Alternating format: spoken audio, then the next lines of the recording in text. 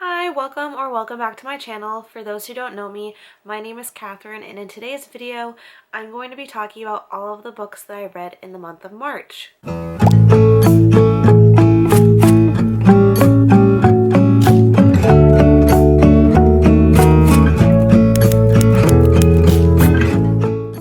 I read a total of 6 books, and I'll be talking about them in the order in which I read them. So let's just get into this.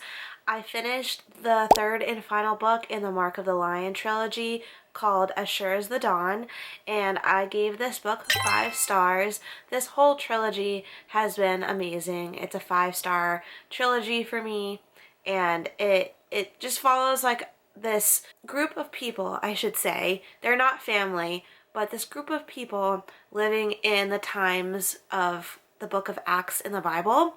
So, the temple gets destroyed in Jerusalem in like the 1st and 2nd century after Jesus's death.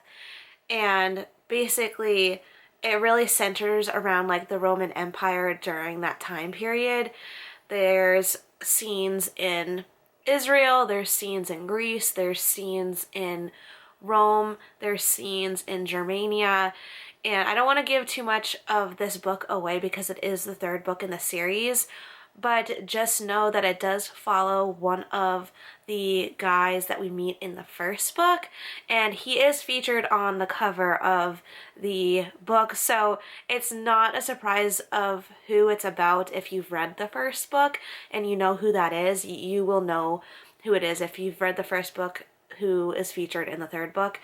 But essentially each book follows a different person that you meet in the 1st book in the trilogy, and it's essentially about like each character's Christian faith journeys and how they've come to Christ. They were all unbelievers before, but then they have encounters with Christians that, make them convert over to Christianity and become a follower of Jesus.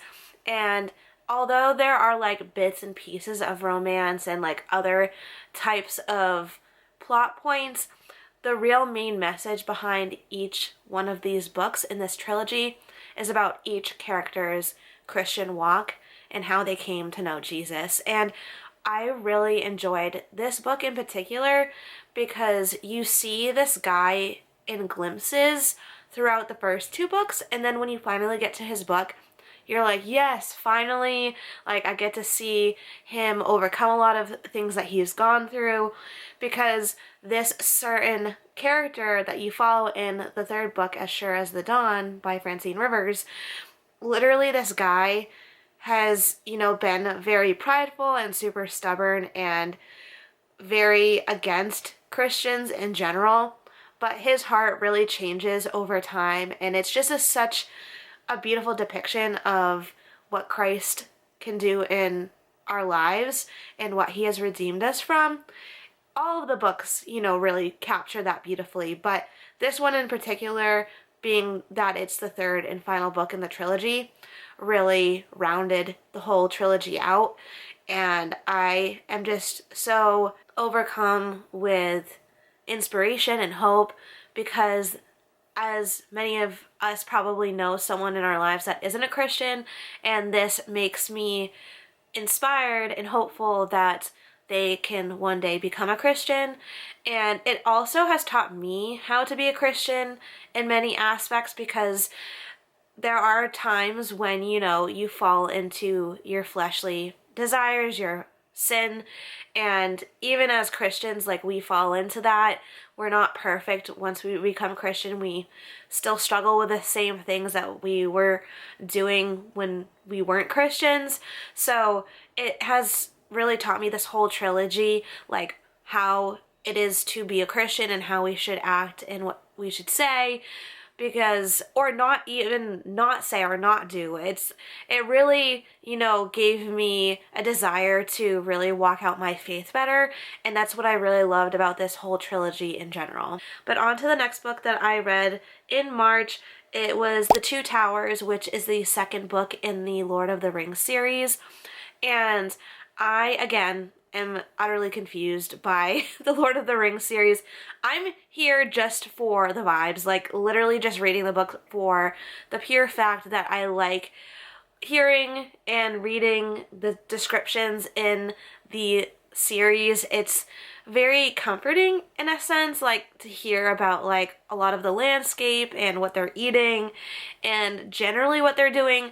I have come to find out that I'm probably not the biggest fantasy person just because of the fact that I don't understand a lot of what's going on. I feel like they're doing a lot of nothing while also doing everything at the same time in these books. Like they're going here, there, and everywhere on these like conquests or adventures or journeys, but I'm like, they're doing all of this stuff but also not doing things at the same time. I don't know if that makes sense like literally at all, but that's what makes sense in my brain of how I understand the Lord of the Rings series. Like I loved The Hobbit. The Hobbit was great. I loved how The Hobbit, which I read in January, was very condensed into just one book. Like Bilbo Baggins like went on this huge journey with the dwarves and it was just in one book. But I feel like the Lord of the Rings book or series, not book, the series should have just been in like literally one book like The Hobbit was. You didn't need to draw out the Lord of the Rings series. Oh my gosh, my cat is like literally knocking things over all over the place. I apologize. Wait 1 minute, let me try to get him out of there. Okay, I am back. I apologize. I just was talking about The Two Towers, which is the second book in the Lord of the Rings series. And like I mentioned, I feel like there's a lot of things going on without all of these things going on at the same time. Like there's things going on, but at the same time, there's nothing going on. So I gave it 3 stars. I don't believe I can really rate it higher than that. Like I would have given it 2 stars, but because of like the whole atmosphere of the Lord of the Rings series, I just bumped it up to a 3 stars. But anyways, I will be continuing on with the series just to say that I've read it, if that makes sense. But I don't think I will like reread it. I will keep it on my shelves to kind of make it look like I'm smart. But this has been a learning curve for me of like what I like and don't like in books, and I'm probably just not a fantasy person. I don't want to talk too much about the book either and like the plot points because it is the second book in the series. So I'm not going to dive into like what actually went on because for one, I don't want to spoil anything, and number 2, I didn't really understand what happened in it. There's actually a synopsis like at the beginning of each Lord of the Rings series books, like the Fellowship of the Ring, the Two Towers, and the Return of the King. Like in each of those books there's like a synopsis at the beginning, just so that for those who don't understand like myself, they can read that and be like, oh, okay, that's literally what happened. But yeah, I am just not a fantasy reader, as I'm discovering. I do like magical realism, which is similar to fantasy if I'm not mistaken, but it's not fantasy. It's just an aspect in books that is a thing, and it's not like the entire book. But fantasy in itself is a genre where magical realism is just, one little plot point in a book. It's not like the whole thing. But anyway, I like magical realism, but probably just not fantasy. I know the Lord of the Rings series is very popular and very well beloved, and it's basically like the foundation of every other fantasy book and fantasy series, and J.R.R. Tolkien is like the father of fantasy in terms of like writing fantasy. He's like the father of fantasy authors, but I honestly don't understand it. I have been trying to watch the movies along with reading the books, and I'm just not understanding it. I do like it for the vibes, like I mentioned before, but I just can't get on board with the hype of it all. Like I'm more of like a Harry Potter person, if I were to say so myself. I know Harry Potter is considered fantasy, but it's middle grade. It's not like high fantasy, which the Lord of the Rings is considered high fantasy, if I'm not mistaken. And I probably will continue to read middle grade fantasy if I were to continue any fantasy at all. I do love Harry Potter. Harry Potter is like one of my favorite series of all time. There's a lot of nostalgia going along with that as well, but I probably will just stick to middle grade fantasy if I were to continue with fantasy. Maybe not high grade fantasy. I think that's called high grade. High, whatever that is called, like where it's like adult fantasy and there's a lot of complex characters and plots and things going on. I also, like I mentioned before, like magical realism, so probably will just stick to magical realism and middle grade fantasy from now on, just so that my mind is not forsaken in the process. Not that I don't have a creative mind or imaginative mind. It's not that I can't imagine what's going on, but a lot of these like high fantasy books like literally have so much going on while also not having so much going on at the same time, where I'm like, what is even the plot? It's not even that, well, I am confused, I guess, but it's also like me being like, what is even the point of this book? Do you know what I mean? Like, I would rather have something that's more based in reality. But yeah, that's like kind of my little rant of like my Lord of the Rings series, trilogy, whatever you want to call it, whether or not you include The Hobbit or just cut it off to just the 3 Lord of the Rings books. I don't know what to call it, to be honest. It's either a trilogy if you count just the 3 books, or is it a series if you count The Hobbit? I don't know. You tell me down in the comments because I don't know. But anyway, that's my little tangent of the Lord of the Rings series and like my little journey with it.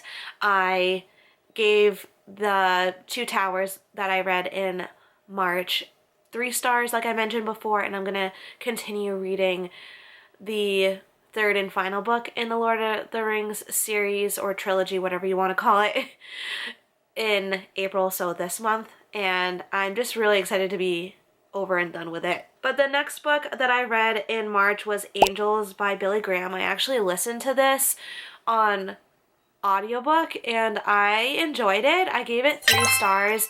I feel like this book, although it wasn't bad, it also wasn't something that I necessarily gained a lot of wisdom or knowledge out of.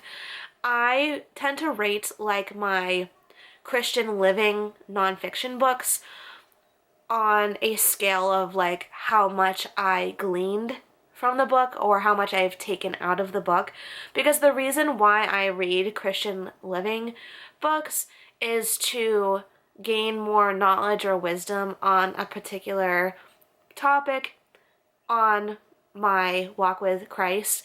And this book in particular, like the title of it, it's called Angels, so of course it's about angels and how they're mentioned in the Bible. And I love Billy Graham. Billy Graham has had like a huge influence on my life and my walk with Christ, because my dad was actually saved at a Billy Graham crusade when my dad was like 18 or 19 years old, or maybe even 17. My dad was in his late teens. That's all I'm gonna say, okay? My uncle invited my dad to go to one of Billy Graham's crusades when Billy Graham had one at, I think, like either Boston College or Boston University, and it was in their like large auditorium, and my dad went with my uncle, and Billy Graham had like an altar call, and my dad went up for the altar call and received Christ. And if my dad hadn't done that when he was a late teen, I think I would have grown up a lot differently, because when I was growing up, I always had a lot of questions for my dad in terms of like God and Jesus and things, because you know, when you're in middle school and high school, you're confused about everything, about yourself, about the universe, about why we're even here. So I would often ask my dad, and my dad answered a lot of my questions. And I think that if it wasn't for Billy Graham, I don't think my dad would have been able to answer all of the questions that I had. So I'm very grateful for Billy Graham, and I think it was a good, decent book. Like, I think it was very biblical, and it was all based on the Bible and scripture and what the Bible and scripture says about angels. But it's already stuff that I already knew about angels because I've read the Bible. And I just feel like I didn't learn as much as I had hoped. I feel like this would have been a good book to read like when I first became a Christian, but since I've read the Bible, like I feel like I know as much as I can know from the Bible of what angels are like, but you know, I could have some existential experience with an angel at one point, but like that's very hard to come by. Like, it's not like I'm gonna ask God for me to have some sort of experience with an angel, because like I don't think that's how that works theologically. That's just not my belief that like you can just ask God, be like, show me an angel, because first of all, the way that angels are described in the Bible are kind of scary. They have like a lot of eyes and different types of heads, and I'm just not wanting to see one of those. I know they, you know, keep watch over us and guard us at points, but like I don't want to see you visually right now. I don't think I could handle that as a human being right now on earth. Maybe when I'm in heaven, but like certainly not right now. But yeah, I gave Angels by Billy Graham by, what am I saying? I gave Angels by Billy Graham 3 stars. Let's get on to the next book that I read. The next book that I read was The Housemaid's Wedding, which is a short story by Frieda McFadden. I had recently finished the Housemaid trilogy, I guess you could call it, because there's only 3 books. Series, trilogy, whatever you want to call it. I just finished the Housemaid series trilogy, whatever, by Frieda McFadden in February, and I loved the series. It was like the first thriller novels that I truly enjoyed reading. I've read a few other thriller books in the past, but either like I guessed the ending or I felt like they were very like demonic in nature. I just got this like very dark feeling about them. And with the Frieda McFadden books of the Housemaid series, trilogy, whatever you want to call it, I didn't get like any demonic feelings from it. And secondly, I did not guess the ending to any of the books. So I wanted to continue kind of with the series, even though I officially completed it. There was one short story that she had written like within this universe of the Housemaid, and it was about, of course, the housemaid, the like main character's wedding, and I really enjoyed it. I gave it 4 stars. I never will really give thrillers more than 4 stars just because of the fact that they're thrillers, you know what I mean? Like, of course, they're gonna have like suspenseful aspects of it, but it's not gonna be something that I'm gonna like think is like the most outstanding book of all time. Do you know what I mean? Like, when I read thrillers, I'm just there for a good time. I'm just there to kind of get a little bit spooked out, you know? But anyway, I never really will give a thriller book more than 4 stars, and I gave this one 4 stars. I gave all of the books in the Housemaid series or trilogy, whatever you want to call it, 4 stars. And I can't wait to read more of her books and possibly find other thriller books that I like in the future. The next book that I read was Hidden Figures by Margot Shetterly. I think that's how you pronounce her last name. And I read this book, or I should say that I listened to it on audiobook. I've been listening to a lot of audiobooks this month because, or I guess in March and just in general, even this month in April, I've been listening to a lot of audiobooks because my work schedule has changed a bit and I only really am allowed to listen to audiobooks while I'm doing work. And in my last job, I had more flexibility to actually physically read at work, but that's just not the case now. So I listen to a lot of audiobooks now, and I don't mind that. It honestly helps me get through my TBR a little bit faster, or to be read list. But I listened to Hidden Figures, like I mentioned before, by Margot Shetterly, and I gave it 2 stars, unfortunately, because first of all, I was gonna read this book because I watched the Hidden Figures movie, like when it first came out like years ago, and I really like the subject matter of it. Like, I like how it told a story of 3 Black women who had an influential part in like the NASA space missions, and that was the time during the time of like the civil rights movement and things.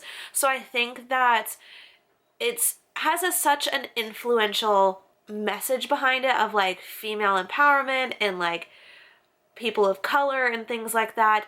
So I think the heart of the book and the movie in particular are in the right place, but in execution it just didn't hit the mark that I wanted it to be. So that's why I gave it 2 stars. And the execution of it, like I mentioned, was just not there. And the reason for that being was that it was just very dry and almost like very clinical. And it felt like I was almost reading out of a textbook. And the author, just like I mentioned before, had an opportunity to do this so well and to tell the stories of these 3 women in such a way that it engages the reader, but it just felt like a textbook. Like I mentioned before, it was very dry, very clinical, just very like, these are the facts of it, and like it didn't really make the story personal at all.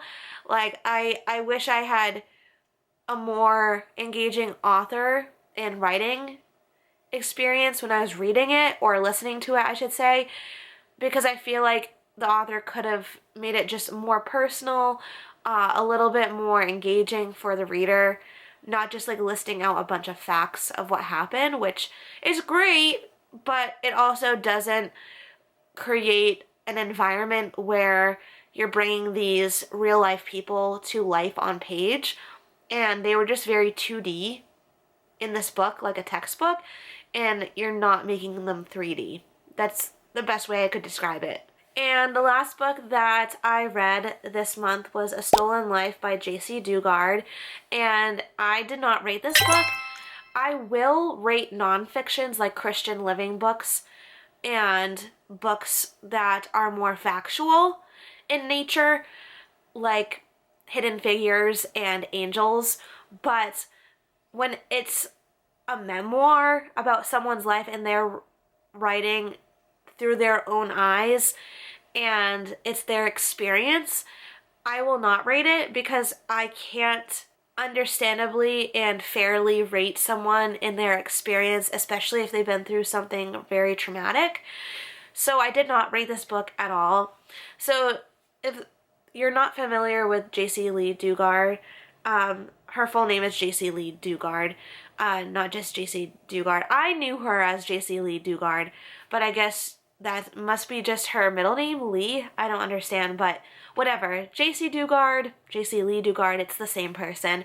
But basically, when she was 11 years old, she was kidnapped, and she had been abducted for 18 years until police discovered her, like, in this shack in the backyard of this man's house. And she had 2 children during this process of being kidnapped. And basically it's just her memoir of like what had happened during those 18 years of captivity. And there's a lot of criticism that I saw on Goodreads of it being very childish in writing, if that makes sense. Like the writing style was very adolescent in nature, if that makes sense. It was very like simple in writing, very like to the point, but I honestly really liked that, because if you think about it, this girl, Jaycee Dugard, Jaycee Lee Dugard, same person, anyway, she was abducted when she was 11 years old, and during that time of captivity for 18 years, she had literally no education. She basically was stuck in like a 5th grade reading level, writing level, education level for 18 years. And she wrote this book called A Stolen Life literally a year after she had been out of captivity from being kidnapped. So of course, like, her writing style is going to be that of like a 5th grader. So like you can't criticize her writing style based on that, because that's just part of her person and like part of her journey and like what she's gone through. So I personally feel like really upset for her in that regard, because like how can you judge someone's writing style based on something that they've been through? Do you know what I mean? Like you can't rate this book like as if it's as if it's like a fiction book. She's not writing like a thriller novel. Her whole life has been like a thriller novel, but it was actually real. Like I could not imagine what she had gone through. So I definitely recommend reading it, definitely for people who are like above the age of 18. Like, I don't think I would recommend it to like anyone in high school or below. I remember her being like found when I was like in middle school, but I definitely don't recommend people in middle school or even high school reading this because it describes a lot of the very abusive things that she went through. But I found it really, really insightful. I learned a lot. She has a second book that she's written that I really want to listen to. And I find that audiobooks do such an amazing job, especially with memoirs, because for those who don't know, Jaycee Lee Dugard, or Jaycee Dugard, read her actual memoir via audio. So it was like she was just speaking to me about her experience, and that's what I really enjoyed about that as well. But anyway, those are all the books that I read in the month of March. I hope you read some good books in March. I definitely feel like March was an okay month reading-wise. I hope April is a little bit better. I also want to mention that I had this book, where What the Wind Knows by Amy Harmon, on my March TBR or to be read list, and I wasn't actually able to get to this in March, I should say. I'm currently reading it now. I did start it. What am I trying to say? I did start it in March, but I have not finished it yet, and I'm reading it into April. So I will be mentioning this book in my April reading wrap-up. But anyway, yes, that is everything that I read in March and that I started in March, but maybe, or not maybe, will be finishing in April, which is What the Wind Knows by Amy Harmon. I'm really enjoying it so far. But yeah, do all the YouTube things that you know how to do, like, comment, and subscribe, and I'll see you in my next video. Bye!